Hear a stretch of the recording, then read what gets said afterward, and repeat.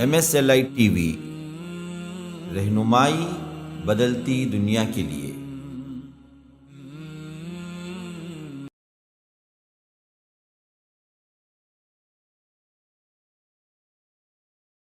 السلام علیکم ورحمۃ اللہ وبرکاتہ۔ ان الحمد للہ نحمده ونستعینه ونستغفره ونعوذ باللہ من شرور انفسنا ومن سیئات اعمالنا، من يهده الله فلا مضل له ومن يضلل فلا هادي له، واشهد ان لا اله الا الله وحده لا شريك له، واشهد ان محمدا عبده ورسوله، اما بعد فان خير الحديث كتاب الله، واحسن الهدي هدي محمد صلى الله عليه وسلم، وشر الامور محدثاتها، وكل محدثة بدعة، وكل بدعة ضلالة، وكل ضلالة في النار۔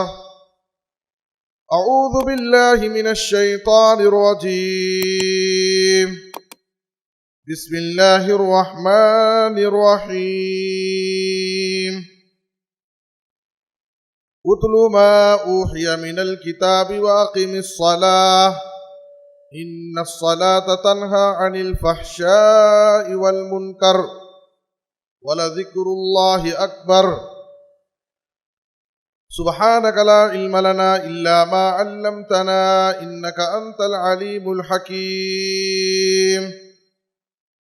رب اشرح لي صدري ويسر لي أمري واحلل عقدة من لساني يفقهوا قولي، رب زدنی علما۔ ہر قسم کی حمد و ثنا، تعریف و ستائش، بڑائی اور بزرگی، عظمت و کبریائی صرف اللہ رب العالمین کے لیے لائق اور زیبا ہے۔ درود و سلام ہو ہم سب کے آخری نبی جناب محمد الرسول اللہ صلی اللہ علیہ وسلم پر۔ قابل صد احترام صدر اجلاس، معزز علماء کرام، عمائدین جماعت، بزرگوں، دینی و ملی بھائیوں، نوجوانان اسلام، خواتین اسلام، عزیز بچوں، آج کی اس اجلاس میں مجھے آپ حضرات کے سامنے نماز کے فوائد اور بے نمازی کا انجام، اس موضوع پر کچھ دیر گفتگو کرنی ہے۔ آئیے ہم اس موضوع کی کیا اہمیت ہے اور ہماری زندگی میں اس کی کیا ضرورت ہے، اس کو سمجھنے کی کوشش کریں۔ کلمہ توحید کے اقرار کے بعد ایک مسلمان مرد و عورت پر سب سے بڑا فریضہ جو عائد ہوتا ہے وہ نماز کا فریضہ ہے۔ ایک مسلمان پر توحید کے اقرار کے بعد سب سے بڑا فریضہ، سب سے بڑا عمل جو عائد ہوتا ہے وہ نماز کا ہے۔ سورۃ البینہ کی آیت نمبر 5 میں اللہ نے حکم دیا، وَمَا أُمِرُوا إِلَّا لِيَعْبُدُوا اللَّهَ مُخْلِصِينَ لَهُ الدِّينَ حنفاء وَيُقِيمُوا الصَّلَاةَ۔ تمام لوگوں کو اس بات کا حکم دیا گیا کہ وہ صرف اللہ کی عبادت کریں، اس کے لیے دین کو خالص کر کے یکسو ہو کر اور نماز قائم کریں۔ صحیح بخاری اور صحیح مسلم کی حدیث ہے، اسلام کی بنیاد 5 چیزوں پر ہے۔ بنی الاسلام علی 5، شہادت اللہ الہ الا اللہ وان محمد رسول اللہ، وإقام الصلاة وإيتاء الزکاة والحج وصوم رمضان۔ اسلام کی بنیاد 5 چیزوں پر ہے، ان میں سب سے پہلی چیز توحید کا اقرار کرنا ہے۔ توحید کے اقرار کے بعد دوسری چیز جو ایک مسلمان پر عائد ہوتی ہے وہ اقام الصلاۃ، نماز قائم کرنا ہے۔ جناب محمد الرسول اللہ صلی اللہ علیہ وسلم نے اپنی زندگی کے آخر میں حضرت معاذ بن جبل رضی اللہ تعالیٰ عنہ کو یمن داعی بنا کر کے بھیجا۔ اس وقت نبی صلی اللہ علیہ وسلم نے ان کو نصیحت کی، اِنَّكَ تَأْتِي قَوْمًا مِّنْ أَهْلِ الْكِتَابِ فَادْعُهُمْ إِلَىٰ شَهَادَةِ أَن لَّا إِلَٰهَ إِلَّا اللَّهُ۔ رسول اللہ، تم اہل کتاب کے پاس جا رہے ہو، پہلے انہیں توحید کی دعوت دو۔ اگر وہ توحید کا اقرار کر لیتے ہیں، اللہ کی الوہیت پر ایمان لے آئیں، نبی صلی اللہ علیہ وسلم کی رسالت کا اقرار کر لیں، فَإِنْهُمْ أَطَاعُوا لِذَلِكَ، اگر وہ توحید کو قبول کر لیں، فَعَالِمْهُمْ، تو تم ان کو بتاؤ، أَنَّ اللَّهَ افْتَرَضَ عَلَيْهِمْ 5 صلوات فی کل یوم ولیلہ۔ جب وہ توحید کا اقرار کر لے تو تم انہیں بتاؤ کہ اللہ تعالیٰ نے ان پر دن اور رات میں 5 وقت کی نماز فرض کی ہے۔ یہاں پر 2 باتیں غور کرنے کی ہے۔ پہلی بات تو یہ ہے کہ جب ہم لوگوں کو دین کی دعوت دیں، اللہ کی طرف بلائیں، دعوت کا کام کریں، تو سب سے پہلے ہماری دعوت توحید کی دعوت ہونی چاہیے۔ تمام نبیوں کی سب سے پہلی دعوت توحید کی دعوت تھی۔ عقیدے کی اصلاح یہ ہماری دعوت کا سب سے پہلا مرکز ہونا چاہیے۔ توحید کی دعوت دینے کے بعد، عقیدے کی اصلاح کے بعد، دوسری جو ذمہ داری ہوتی ہے کہ ہم ان کو نماز کی دعوت دیں۔ آج آپ دیکھیے، دعوت کا کام کرنے والے حضرات بہت سارے ایسے ہیں، آپ کو ملیں گے جن کو سامنے والے کے عقیدے، اس کے توحید کی اصلاح کی فکر نہیں ہے، سب سے پہلے ان کو نماز کی فکر ہوتی۔ ہماری دعوت سب سے پہلے توحید کی دعوت ہے، عقیدے کی اصلاح کرنا ہے۔ اس لیے کہ کوئی شخص نماز پڑھے، روزہ رکھے، صدقہ اور خیرات کرتا ہے، حج اور قربانی کرتا ہے، لیکن اگر وہ توحید کا اقرار نہیں کرتا ہے، اس کے عقیدے میں فساد ہے، بگاڑ ہے، تو ہماری نمازیں، ہمارے روزے، ہمارے صدقہ اور خیرات، ہماری حج اور قربانی سب بیکار ہے۔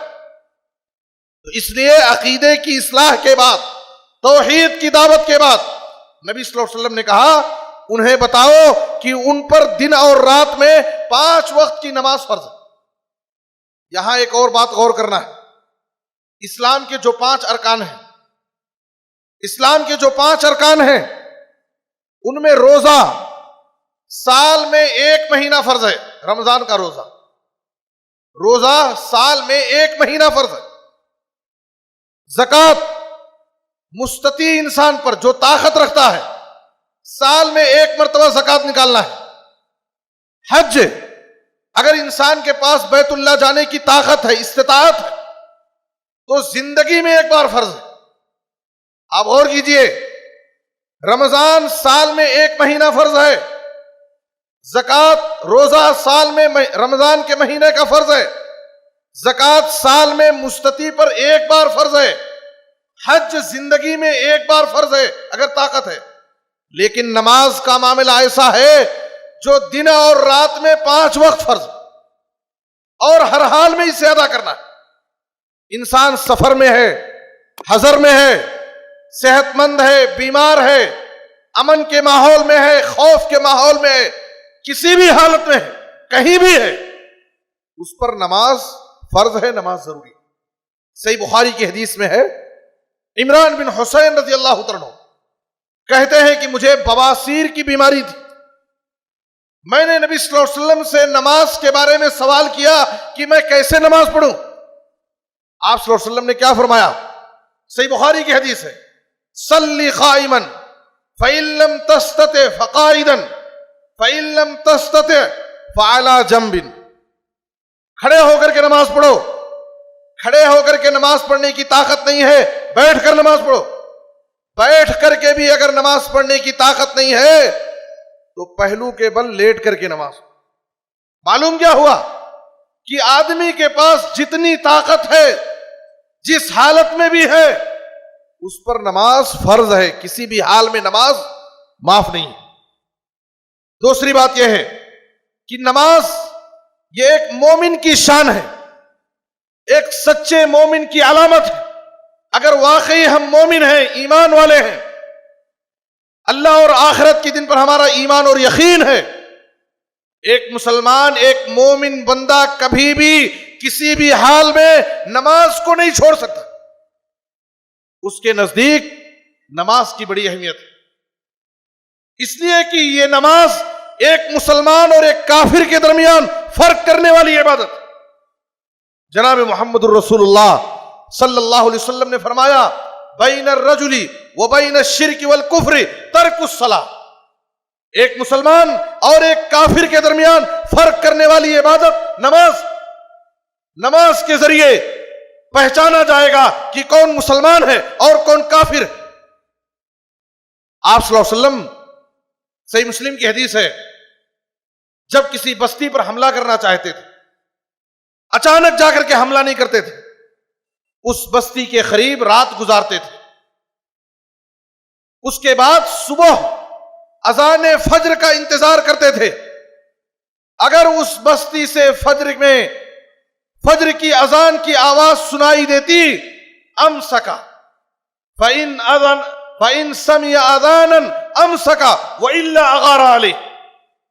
اگر بستی سے اذان کی آواز آتی، نبی صلی اللہ علیہ وسلم اس بستی پر حملہ کرنے سے رک جاتے تھے کہ اس بستی میں مسلمان ہیں، نماز پڑھنے والے بندے۔ اگر اس بستی سے اذان کی آواز نہیں آتی، آپ صلی اللہ علیہ وسلم اس پر حملہ کر دیتے۔ معلوم کیا ہوا کہ یہ نماز ایک مسلمان اور ایک کافر کے درمیان فرق کرنے والی عبادت، اس کے ذریعے ہمیں پہچانا جاتا ہے۔ یہی وجہ ہے کہ نبی صلی اللہ علیہ وسلم کے زمانے میں منافقین بھی مسجد میں آ کر جماعت کے ساتھ نماز پڑھتے تھے، اپنے آپ کو مسلمان بتانے کے لیے، اس لیے کہ وہ اس بات کو سمجھتے تھے کہ اگر مسجد میں جا کر مسلمانوں کے ساتھ نماز نہیں ادا کریں گے تو ہم کو کافر سمجھ کر کے قتل کر دیا جائے۔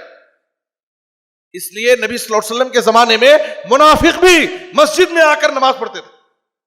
قرآن میں اللہ نے فرمایا، اللہ تعالیٰ نے سورہ النساء میں فرمایا، ان المنافقین یخادعون اللہ۔ منافقین اللہ کو دھوکہ دیتے ہیں، اللہ تعالیٰ ان کو ان کے اس دھوکے کی سزا ضرور دے گا۔ اب اللہ تعالیٰ منافقوں کے صفات بیان کرتا ہے، وَإِذَا قَامُوا إِلَى الصَّلَاةِ قَامُوا كُسَالَىٰ يُرَاءُونَ النَّاسَ وَلَا يَذْكُرُونَ اللَّهَ إِلَّا خَلِيلًا۔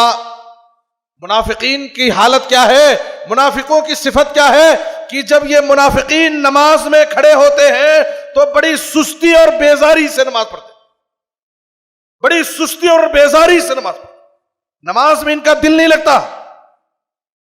پہلی صفت، نماز میں جب کھڑے ہوتے ہیں تو سستی اور بیزاری سے نماز میں کھڑے ہوتے ہیں۔ میرے محترم مسلمان بھائیوں اور دوستوں، قرآن کی اس آیت پر غور فرمائیے، کیا نماز میں ہمارا دل لگتا ہے؟ نماز پڑھنے سے ہمارے دلوں کو سکون حاصل ہوتا ہے؟ اگر نماز میں ہمیں بیزاری ہوتی ہے، ہمارا دل نہیں لگتا ہے، ہمیں نماز پڑھنے میں سستی ہوتی ہے، تو قرآن یہ بیان کر رہا ہے کہ منافقین کو نماز میں سستی تھی۔ قاموا کسالى۔ دوسری صفت، یراؤون الناس، یہ لوگوں کو دکھانے کے لیے بس نماز میں آتے تھے، لوگوں کو دکھانے کے لیے کہ لوگ ہم کو بھی مسلمان سمجھیں۔ وَلَا يَذْكُرُونَ اللَّهَ إِلَّا خَلِيلًا، اور وہ نماز میں بہت کم اللہ کا ذکر کرتے تھے۔ یہ منافقوں کی صفت ہے۔ اور قرآن میں اللہ نے فرمایا، وَإِنَّهَا لَكَبِيرَةٌ إِلَّا عَلَى الْخَاشِعِينَ۔ نماز کی ادائیگی یہ انسان کی طبیعت پر، انسان کے نفس پر بہت بھاری، الا علی الخاشعین، ہاں جو اللہ کے مخلص نیک بندے ہیں، جو واقعی مومن ہیں، ان پر نماز بھاری نہیں ہے، بلکہ نماز ان کی آنکھوں کی ٹھنڈک، نماز میں انہیں سکون ملتا ہے. جب وہ نماز میں اللہ کی بارگاہ میں کھڑے ہوتے ہیں ان کو لذت محسوس ہوتی ہے. یہ اس کے ایمان کی دلیل ہے. لیکن ایک منافق کو نماز میں سستی اور بیزاری ہوتی. صحیح مسلم کی حدیث ہے، آپ صلی اللہ علیہ وسلم نے فرمایا ان اثقل صلاة علی المنافقین صلاة العشاء و صلاة الفجر ولو يعلمون ما فيهما لأتوهما ولو حبوا. میرے مسلمان بھائیوں غور فرمائیے، نبی صلی اللہ علیہ وسلم فرما رہے ہیں کہ منافقوں پر سب سے مشکل، سب سے بھاری نماز عشاء اور فجر کی نماز. منافقوں پر. اگر ہم مومن ہیں، اپنے آپ کو مسلمان ہونے کا دعویٰ کرتے ہیں، اپنے نفس کا جائزہ لیں، اپنی نمازوں کا جائزہ لیں. کیا صبح فجر کی نماز میں اٹھنے میں ہمیں بیزاری اور سستی ہوتی ہے؟ کیا فجر کی نماز کی پابندی ہم سے ہو رہی ہے؟ نبی صلی اللہ علیہ وسلم فرما رہے ہیں کہ منافقوں پر سب سے زیادہ بھاری نماز عشاء اور فجر کی نماز. لیکن اگر وہ ان نمازوں کی فضیلت اور ان کا اجر و ثواب جان لیں تو وہ ضرور ان نمازوں میں حاضر ہوں گے. یہاں تک کہ اگر چل کر کے آنے کی ان کے پاس طاقت نہ ہو تو گھسیٹ کر کے آئیں گے، لیکن ضرور آئیں گے. ذرا غور فرمائیں، یہ منافقوں کے بارے میں کہا جا رہا ہے. ہم اپنے آپ کو مسلمان ہونے کا دعویٰ کرتے ہیں اور پھر بھی ہمارے اوپر یہ نمازیں بھاری، ہم سے فجر کی نمازیں ادا نہیں ہو رہی ہیں. پکے سچے مسلمانوں کا اگر امتحان لینا ہے، ان کو دیکھنا ہے تو فجر کی نمازوں میں مسجدوں کا جائزہ لیں. آج ہماری مسجدوں کی حالت کیا ہے؟ جمعہ میں مسجدیں تنگی کا شکوہ کرتی ہیں. مسجد مکمل بھری ہوئی نظر آتی ہے.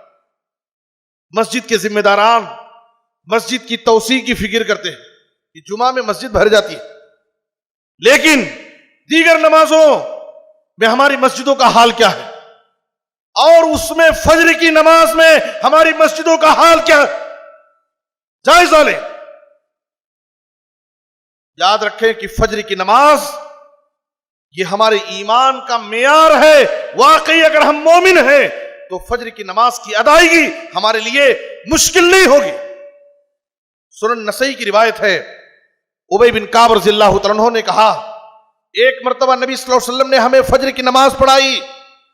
نماز سے فارغ ہونے کے بعد آپ نے کچھ لوگوں کے نام پکارے، اشاہد فلان، کیا فلاں صاحب مسجد میں نماز میں حاضر ہیں؟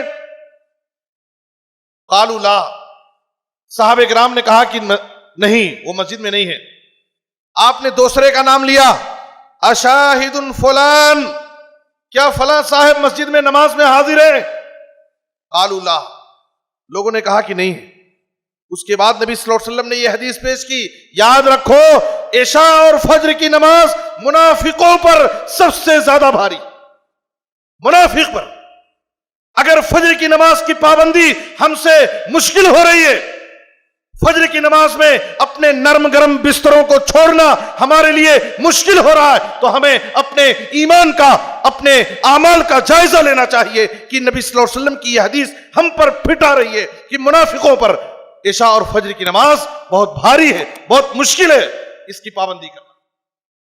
علامہ اقبال نے کہا تھا، کس قدر تم پہ گرا صبح کی بیداری ہے، کس قدر تم پہ گرا صبح کی بیداری ہے، ہم سے کب پیار ہے، ہاں نیند تمہیں پیاری ہے.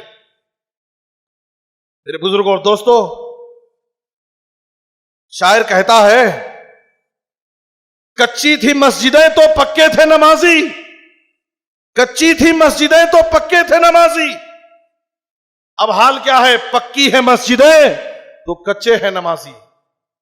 آج ہماری مسجدیں پختہ ہیں، عالی شان ہیں، منقش ہیں، بلکہ بعض مساجد کا حال تو یہ ہے کہ ذمہ داروں کو مسجدوں کی تزئین، اس کی رونق، اس میں مصلیان کی سہولت کے لیے ہمیشہ فکر لگی رہتی، کس طریقے سے مسجد کو سنوارا جائے. ہمیشہ ان کو مسجد کی تعمیر اور مسجد کو بنانے اور سنوارنے کی فکر رہتی ہے. ہر سال مسجد کے ٹائلز کو بدلا جائے, مسجد کے فین کو چینج کیا جائے, مسجد میں کولر اور اے سی کا انتظام کیا جائے, لیکن ہمیں یہ فکر نہیں ہوتی ہے کہ مسجدوں میں مصلیان کو بڑھانے کی فکر کی جائے. مسجد کیسے مصلیوں سے آباد ہو, ہمیں اس کی فکر نہیں. اللہ تعالی ہمیں نیک توفیق عطا فرمائے. مسجدوں کو نمازوں سے, اللہ کی عبادت سے, اللہ کے ذکر سے آباد کرنا, یہ اصل مسجد کا مقصد ہے. مسجد کو مزین کرنا, اس کو نقش و نگار سے اس کو سنوارنا, یہ اصل مسجد کا مقصد نہیں ہے میرے بزرگوں اور دوستوں. تو فجر کی نماز یہ منافقوں پر بہت بھاری. آپ صلی اللہ علیہ وسلم نے فرمایا من صلی الصبح فهو فی ذمۃ اللہ. فجر کی نماز یہ ہمارے لیے سیکورٹی ہے. کتنی بڑی سیکورٹی. جو شخص فجر کی نماز پڑھتا ہے وہ اللہ کی حفاظت میں ہوتا, اللہ اس کا محافظ ہے. جس نے اپنے دن کا آغاز نماز فجر سے کیا, اب دن بھر اللہ تعالیٰ اس کا محافظ ہوگا. کتنی بڑی سیکورٹی. آج ہمارا حال کیا ہے؟ ہماری صبح 8 بجے ہو رہی ہے, ہماری صبح 9 بجے ہو رہی ہے. برکت کے وقت سے ہم محروم رہتے ہیں. نبی صلی اللہ علیہ وسلم نے فجر کی سنت کے بارے میں کہا رکعت الفجر خیر من الدنیا وما فیہا. فجر کی 2 رکعت سنت دنیا و ما فیہا سے بہتر. ہم ان تمام خیر اور بھلائی سے, برکتوں سے صبح کی نماز میں سو کر کے ہم محروم رہ جاتے ہیں. پھر ہم اپنی پریشانیوں کا شکوہ اور گلہ کرتے ہیں. میرے بزرگوں اور دوستوں, نماز کے بہت سارے فائدے ہیں. آپ صلی اللہ علیہ وسلم نے قرآن مجید میں اس کا پہلا فائدہ ذکر کیا کہ نماز اگر واقعی سچے دل سے, اخلاص کے ساتھ, خشوع خضوع کے ساتھ, اس کے تمام ارکان اور شروط کا لحاظ رکھتے ہوئے اگر پڑھی جاتی ہے, ادا کی جاتی ہے, تو نماز نمازی کی زندگی سے بے حیائی کو, بری عادتوں کو ختم کر دیتی. اس کے اندر کتنی بھی برائیاں ہوں, دھیرے دھیرے نماز کی برکت سے ساری برائیاں ختم ہو جائیں. یہ قرآن کا اعلان ہے. اتل ما اوحی الیک من الکتاب واقم الصلاۃ. اے نبی صلی اللہ علیہ وسلم, جس کتاب قرآن کی آپ پر وحی کی گئی ہے آپ اس کی تلاوت کیجئے اور نماز قائم کیجئے. ان الصلاۃ تنہی عن الفحشاء والمنکر. اس لیے کہ نماز یہ انسان کو بے حیائی اور برے کاموں سے روکتی ہے. نماز پڑھنے کے باوجود اگر ہماری زندگیوں سے, ایک نمازی کی زندگی سے بے حیائی اور بری عادتیں ختم نہیں ہو رہی ہیں, تو انسان کو چاہیے, اس نمازی کو چاہیے کہ اپنی نمازوں کا جائزہ لے. اللہ کا قرآن, اللہ کا کلام اپنی جگہ صادق ہے, سچا ہے. اگر کوتاہی ہے, غلطی ہے, کمزوری ہے, تو ہماری نماز کے اندر کوتاہی ہو سکتی ہے. نماز پڑھنے کے باوجود اگر ہماری زندگیوں سے بری عادتیں ختم نہیں ہو رہی ہیں, ہم اپنی نمازوں کا جائزہ لیں کہ نماز کی تاثیر ہماری زندگیوں میں آخر نظر کیوں نہیں آ رہی. نماز کا ایک دوسرا فائدہ یہ ہے کہ انسان ہونے کے ناطے اگر ہم سے کچھ خطائیں, غلطیاں ہو جاتی ہیں, تو نماز انسان کے گناہوں کی مغفرت کا ایک بڑا اہم ذریعہ ہے. نماز کی دعاؤں پر اگر آپ غور کریں تو اکثر دعائیں گناہوں کی معافی کے لیے دعا کی جاتی ہیں. نبی صلی اللہ علیہ وسلم نے مثال دی. آپ صلی اللہ علیہ وسلم نے فرمایا, صحیح بخاری اور صحیح مسلم کی حدیث ہے, اگر تم میں سے کسی کے گھر کے سامنے پانی کی نہر ہو اور وہ اس میں دن اور رات میں, دن بھر میں 5 مرتبہ اس میں غسل کرتا ہے, حل یبقى من درنہ شیء. صحابہ بتاؤ, جو دن بھر میں 5 مرتبہ غسل کرے, کیا اس کے جسم پر کوئی میل کچیل, کوئی گندگی باقی رہے گی؟ صحابہ کرام نے کہا لا یبقى من درنہ شیء. جو شخص دن بھر میں 5 مرتبہ غسل کرے, اس کے جسم پر کوئی گندگی, کوئی میل باقی نہیں رہے. آپ صلی اللہ علیہ وسلم نے فرمایا فَذَلِكَ مَثَلُ الصَّلَوَاتِ الْخَمْسِ يَمْحُ اللَّهُ بِهِنَّ الْخَطَايَا. یہی مثال 5 وقت کی نمازوں کا ہے. ان نمازوں کے ذریعے سے انسان کے گناہ معاف کر دی جاتے. دوسری حدیث میں آپ صلی اللہ علیہ وسلم نے کہا الصلوات الخمس والجمعۃ الى الجمعۃ ورمضان الى رمضان مکفرات ما بینہن اذا اجتنب الکبائر. 5 وقتہ نمازیں ایک جمعہ سے دوسرے جمعہ تک، ایک رمضان سے دوسرے رمضان تک، درمیان میں جو ہم سے گناہ سرزد ہو جاتے ہیں، ان عبادتوں کی برکت سے ہمارے چھوٹے چھوٹے گناہ معاف کر دی جاتے ہیں. شرط یہ ہے کہ انسان بڑے گناہوں سے بچے. تو یہ نماز کا فائدہ ہے. اور نماز کا ایک تیسرا فائدہ یہ ہے کہ نماز کے ذریعے ایک بندہ اپنے رب سے سرگوشی کرتا ہے، ہم کلام ہوتا ہے. دنیا میں کسی بڑے انسان سے اسے بات کرنے کچھ لمحہ کچھ دیر کے لیے بات کرنے کا اگر موقع مل جائے تو وہ اپنے لیے بڑی سعادت سمجھتا ہے، بڑے فخر کی بات کہتا ہے. ایک بندے مومن نماز کے ذریعے اپنے رب سے سرگوشی کرتا ہے، ہم کلام ہوتا ہے. ان احدکم اذا قام یصلی انما یناجی ربہ. اور نماز یہ اللہ کے تقرب کا بڑا اہم ذریعہ ہے.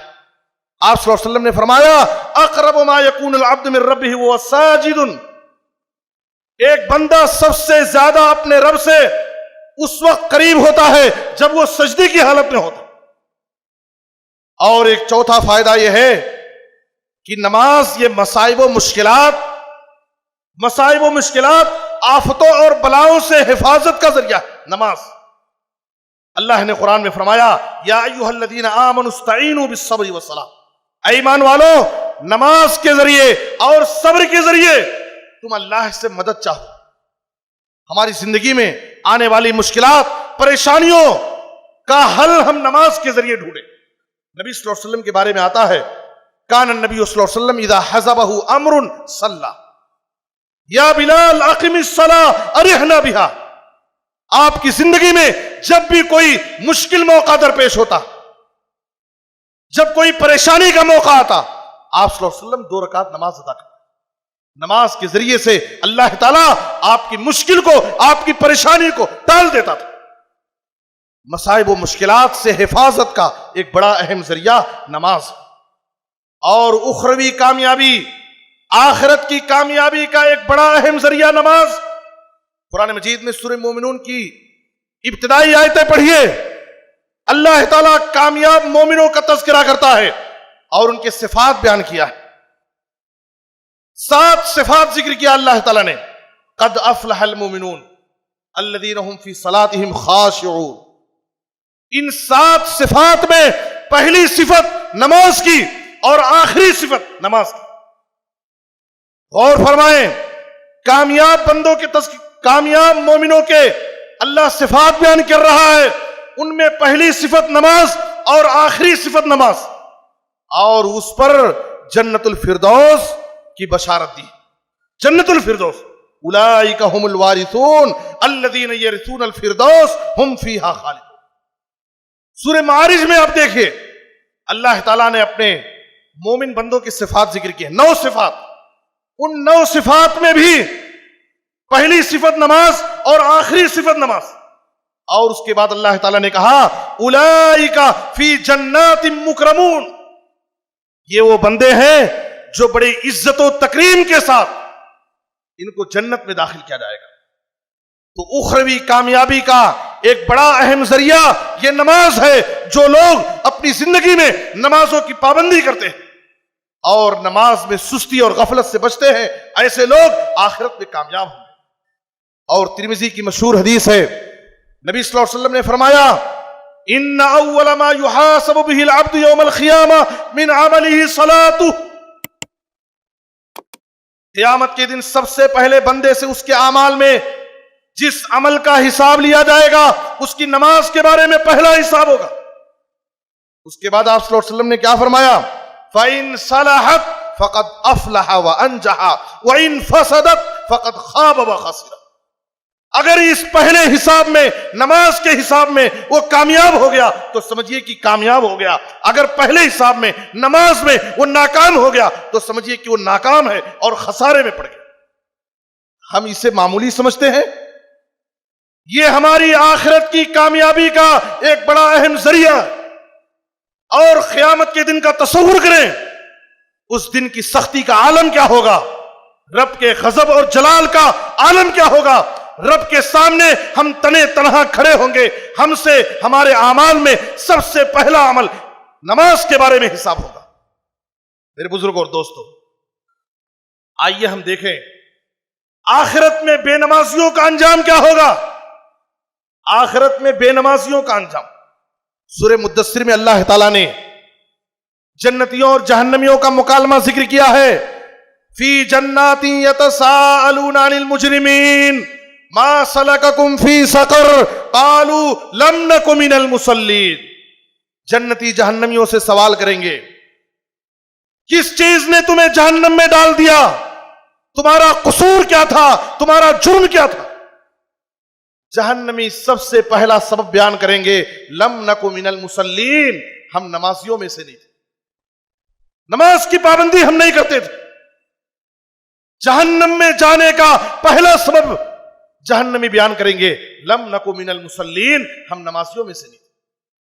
سورہ مریم میں اللہ تعالیٰ نے بے نمازیوں کا تذکرہ کرتے ہوئے کہا، فَخَلَفَ مِن بَعْدِهِمْ خَلْفٌ أَضَاعُوا الصَّلَاةَ وَاتَّبَعُوا الشَّهَوَاتِ فَسَوْفَ يَلْقَوْنَ غَيًّا. انبیاء کے تذکرے کے بعد اللہ تعالیٰ فرما رہا ہے کہ بعد میں کچھ ایسے برے جانشین پیدا ہوں گے جو نمازوں کو ضائع کریں گے، خواہشات کے پیچھے پڑ جائیں گے. ایسے لوگ جو نمازوں کو ضائع کریں گے، خواہشات کے پیچھے پڑیں گے، ان کا انجام کیا ہوگا؟ ان کو جہنم کی ایک وادی غی میں ان کو ڈالا جائے. جہنم ان بے نمازیوں کا ٹھکانہ. اور سورۃ الماعون میں ہم بارہا پڑھتے ہیں، فویل للمصلین فویل للمصلین الذین هم عن صلاتهم ساہون.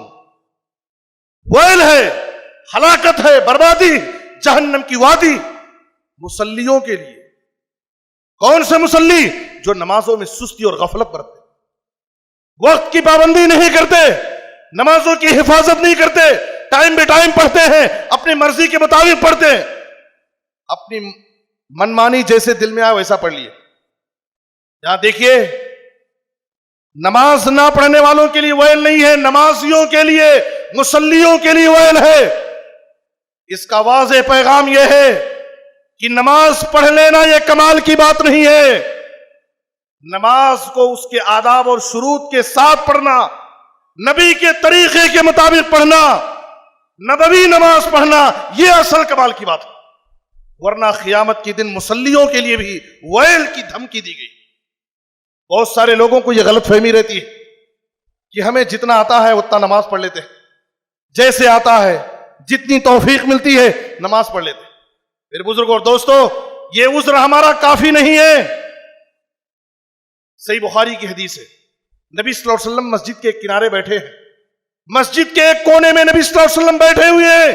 ذرا غور سے سنیں، جو لوگ اس خوش فہمی میں ہیں کہ جیسے چاہے نماز ادا کر لیں، یہ ہماری نماز قبول ہو جائے گی اور ہماری آخرت میں نجات کا ذریعہ بن جائے گی. میرے بزرگوں اور دوستو، صحیح بخاری کی حدیث ہے، مسجد کے ایک کونے نبی صلی اللہ علیہ وسلم بیٹھے. ایک صاحب مسجد میں داخل ہوئے، آئے اور جلدی جلدی نماز پڑھے، سلام پھیر کر کے نبی صلی اللہ علیہ وسلم کے پاس گئے، آپ سے سلام کیا. نبی نے سلام کا جواب دیا اور کہا، ارجع فصلی فإنک لم تصلی، جاؤ واپس جاؤ، پھر سے نماز پڑھ، تو نے نماز نہیں پڑھی. نبی کی نظروں کے سامنے نماز پڑھا ہے، لیکن نبی صلی اللہ علیہ وسلم واپس بھیج رہے، کہہ رہے کہ تو نے نماز نہیں پڑھی. دوبارہ گیا، پڑھا، پھر آ کر کے سلام کیا، پھر آپ نے بھیجا، ارجع فصلی فإنک لم تصلی. نماز پڑھ لینا یہ کمال کی بات نہیں. 3 مرتبہ نبی نے نماز دہروائی. اس نے کہا، اللہ کے رسول، اس سے بہتر میں نماز نہیں پڑھ سکتا، مجھے آپ خود نماز کا طریقہ بتائیے. نبی صلی اللہ علیہ وسلم نے اس کو پریکٹیکل نماز کا طریقہ بتایا. نماز کا طریقہ بتاتے ہوئے آپ نے اس کی غلطی کی نشاندہی کی اور کہا، ثم ارکع حتی تطمئن راکعا ثم ارفع راسک حتی تعتدل قائما ثم اسجد حتی تطمئن ساجدا ثم ارفع حتی تستوی فتطمئن جالسا. دیکھیے، ہر جگہ اطمینان کا لفظ آیا ہے. آپ صلی اللہ علیہ وسلم نے کہا، اطمینان و سکون سے رکوع کرو، رکوع کے بعد اطمینان و سکون سے کھڑے ہو جاؤ، سجدے میں اطمینان اور سکون کے ساتھ سجدہ کرو. سجدے کے بعد اٹھنے کے بعد اطمینان اور سکون کے ساتھ دونوں سجدوں کے درمیان بیٹھو. ہر جگہ تطمئنہ کا لفظ آیا ہے, اطمینان اور سکون. معلوم کیا ہوا؟ آج ہم نماز کیسی پڑھتے ہیں؟ رکوع سے ابھی سیدھا اٹھے بھی نہیں, سجدے میں پہنچ گئے. سجدے سے ابھی سیدھا اٹھ کر کے بیٹھے بھی نہیں کہ دوسرے سجدے میں چلے. نبی صلی اللہ علیہ وسلم فرما رہے ہیں اطمینان و سکون کے ساتھ رکوع کرو, سکون کے ساتھ کھڑے ہو, سکون کے ساتھ سجدے میں رہو, سکون کے ساتھ اطمینان کے ساتھ دونوں سجدوں کے درمیان بیٹھو. یہ نبی کی نماز کا طریقہ ہے. اور آپ صلی اللہ علیہ وسلم نے فرمایا, صحیح ترغیب اور صحیحہ کی حسن درجے کی حدیث ہے, ان الرجل لیصلی 60 سنہ وما تقبل له صلاۃ. ایک آدمی 60 سال نماز پڑھتا ہے, 60 سال, اور اس کی کوئی بھی نماز قبول نہیں کی جاتی. وما تقبل له صلاۃ. کیوں؟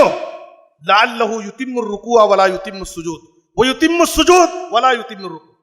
اس لیے کہ ہو سکتا ہے رکوع برابر کرتا ہے, سجدہ اس کا مکمل نہ, سجدہ مکمل کرتا ہے لیکن رکوع اس کا مکمل نہ. ہم یہ سمجھتے ہیں کہ ہم نماز پڑھ رہے ہیں. نماز ہمارے حساب سے پڑھ لینا کافی نہیں ہے. نبوی نماز, نبی کے طریقے کے مطابق نماز پڑھیں گے تو وہ ہماری نماز آخرت میں ہمارے کام آئے گی. ورنہ فویل للمصلین الذین هم عن صلاتهم ساہون. نبی صلی اللہ علیہ وسلم نے فرمایا تلک صلاۃ المنافق. آپ نے کیا فرمایا؟ تلک صلاۃ المنافق. یہ منافق کی نماز ہے, یہ مومن کی نماز نہیں ہو سکتی. حدیث کے الفاظ ہیں تلک صلاۃ المنافق. یہ منافق کی نماز. کس کی؟ یجلس یرقب الشمس حتی کانت بین قرنی الشیطان قام فنقرها 4 لا یذکر اللہ فیہا الا قلیلا. سورج عصر کی نماز کے لیے سورج ڈوبنے کا انتظار کرتا ہے. جیسے ہی سورج ڈوبنے کے قریب ہوتا ہے جلدی سے اٹھتا ہے, جلدی جلدی 4 ٹھوگے مارتا ہے, اللہ کا ذکر بہت کم کرتا ہے.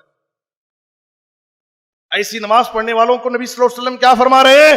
یہ مومن کی نماز نہیں ہے, یہ منافق کی نماز ہے. تلک صلاۃ المنافق. میرے بزرگوں اور دوستو, ہمیں اپنی نمازوں کی اصلاح کرنا ہے. اسی لیے عطا بن دینار رحمت اللہ علیہ نے کہا الحمدللہ الذی قال الذین هم عن صلاتهم ساہون ولم یقل فی صلاتهم ساہون.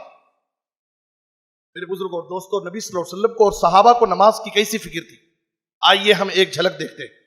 غزوہ خندق کا موقع ہے, غزوہ خندق کا موقع ہے. مسلمان کافروں کے مد مقابل ہیں. خندق کی کھدائی کی گئی ہے حفاظت کے لیے. تیروں کی بارش ہو رہی ہے. عصر کی نماز کا وقت ہو گیا, نکل گیا وقت. عمر فاروق رضی اللہ تعالیٰ عنہ نبی صلی اللہ علیہ وسلم کے پاس آتے ہیں. سورج ڈوب گیا, نماز نہیں پڑھ سکے عصر کی. کفار قریش کو برا بھلا کہتے ہوئے آئے اور کہا اے اللہ کے رسول, میں عصر کی نماز نہیں پڑھ پایا. اپنی فکر اور تکلیف کا اظہار کر رہے ہیں. نبی صلی اللہ علیہ وسلم نے کہا کہ میں بھی آج عصر کی نماز نہیں پڑھ سکا, اور مغرب کا وقت ہو گیا, سورج ڈوب گیا. میرے بزرگوں اور دوستو, نبی کو عصر کی نماز چھوٹنے پر کیسا صدمہ ہوا. آپ کی زندگی میں غزوہ احد جیسا تکلیف دہ دن آیا. آپ کے دندان مبارک شہید کیے گئے, پیشانی کو زخمی کیا گیا, خون آپ کے رخسار پر بہ رہا تھا. اپنے ہاتھوں سے خون کو صاف کرتے تھے اور ان خون آلود ہاتھوں کو اٹھا کر کے ان ظالموں کے حق میں ان کی ہدایت کے لیے دعائیں مانگ رہے تھے. طائف جیسا موقع آیا, آپ نے طائف کے سفر میں آپ کو لہو لہان کیا گیا, لیکن ان ظالموں کے حق میں آپ نے ہدایت کی دعا مانگی. آپ کو ذاتی طور پر تکلیف دی گئی, پریشان کیا گیا, نقصان پہنچایا گیا. نبی نے ان دشمنوں کے لیے, ظالموں کے لیے بد دعا نہیں کی. لیکن جب آپ کی عصر کی نماز چھوٹ گئی, وقت نکل گیا, سورج ڈوب گیا, نبی کو ایسا صدمہ ہوا کہ آپ نے ان ظالموں کے لیے بد دعا کی. ملا اللہ قبورہم وبیوتہم نارا کما شغلونا عن الصلاۃ الوسطی حتی غابت الشمس. اللہ ان ظالموں کی قبروں کو, ان کے گھروں کو آگ سے بھر دے. انہوں نے ہمیں بیچ والی نماز عصر کی نماز سے غافل کر دیا, مشغول کر دیا, یہاں تک کہ سورج ڈوب گیا. میرے بزرگوں اور دوستوں، نبی کی نماز، عصر کی نماز چھوٹ گئی، وقت نکل گیا، کیوں؟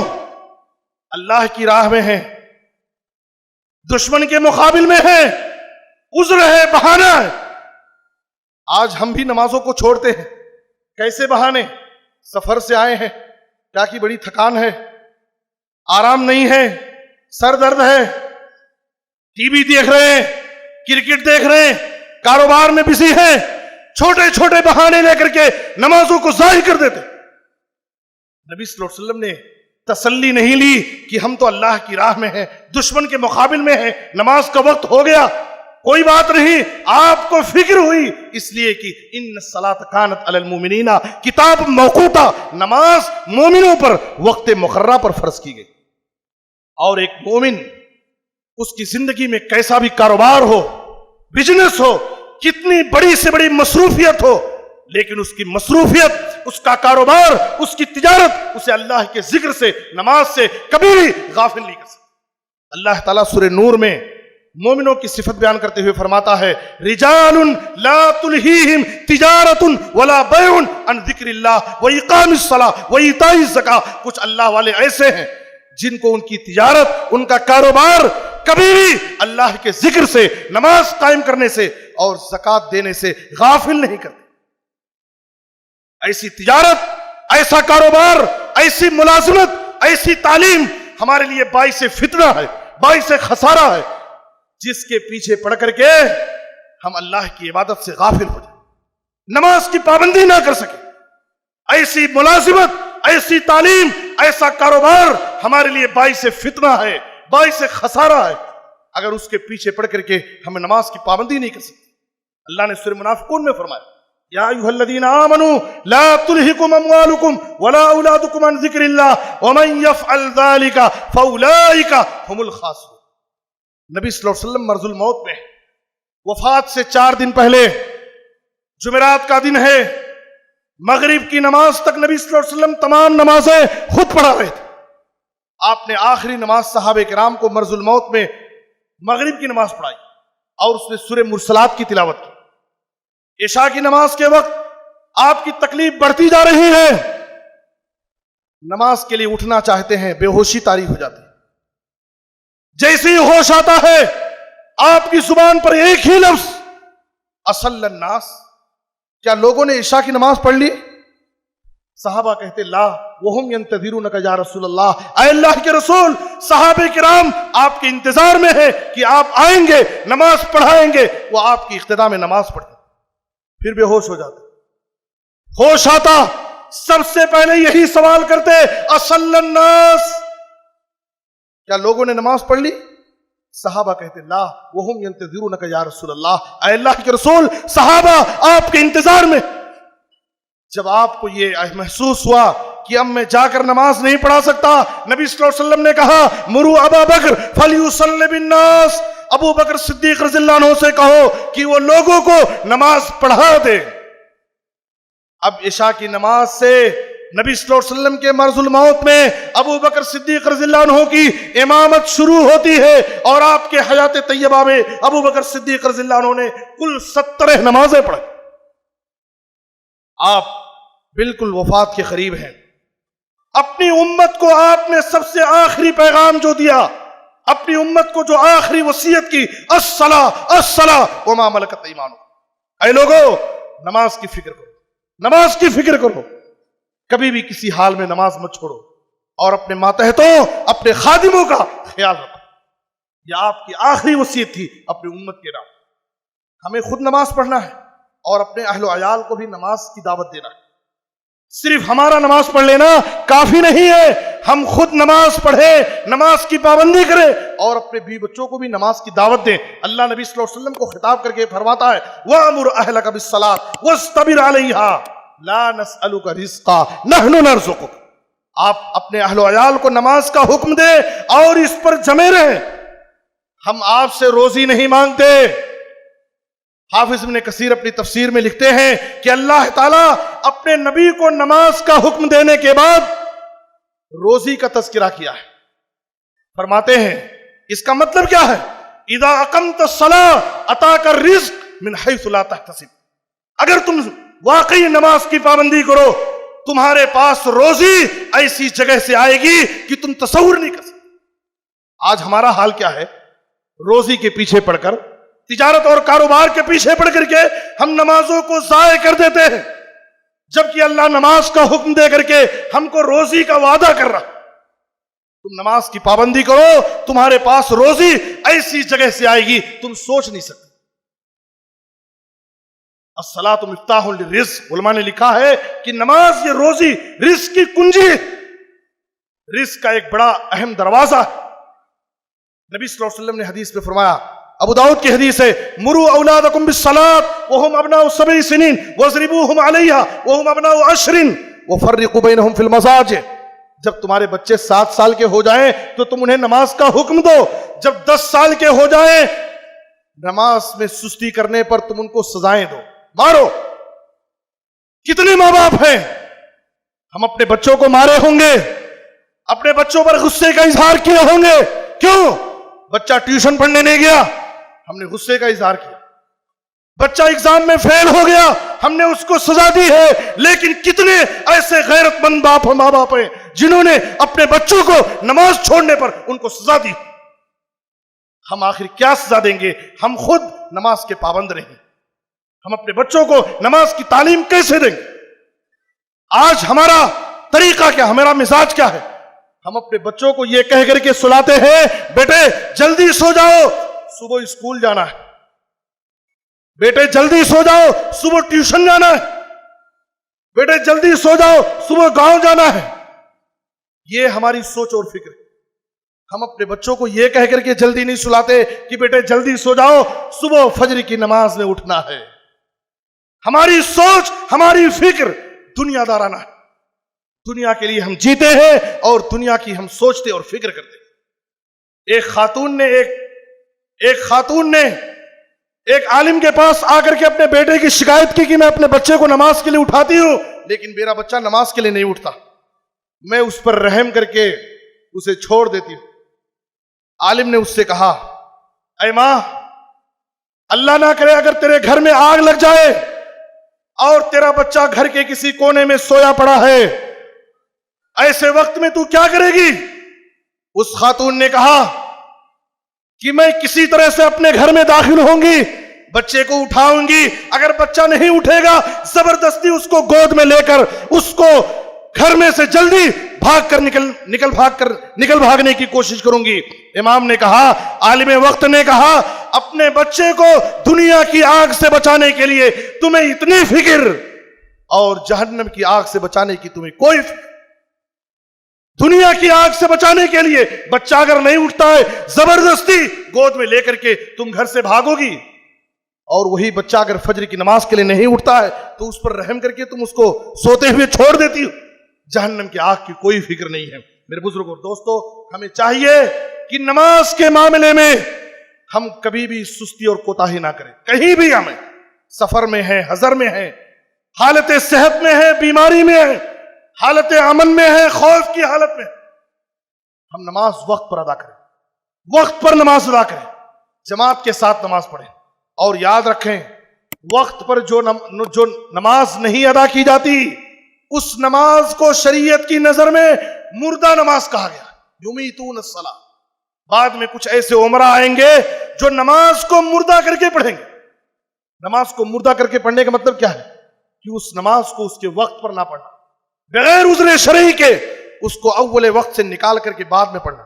اللہ سے دعا ہے کہ اللہ تعالی ہمیں ہر حال میں نمازوں کی پابندی کرنے کی توفیق عطا فرما۔ اے اللہ ہمیں خود نمازوں کی پابندی کرنے کی توفیق دے اور اپنے بیوی بچوں کو نمازوں کی پابندی کرانے کی اللہ ہمیں توفیق عطا فرمائے، دنیا اور آخرت کی سعادت اور بھلائی نصیب فرمائے، ہر قسم کے فتنوں و بلاؤں سے محفوظ رکھے۔ آمین، تقبل یا رب العالمین، وصلی اللہ علی نبینا محمد وآلہ وصحبہ اجمعین، والسلام علیکم ورحمۃ۔ MSLI TV، رہنمائی بدلتی دنیا کے لیے۔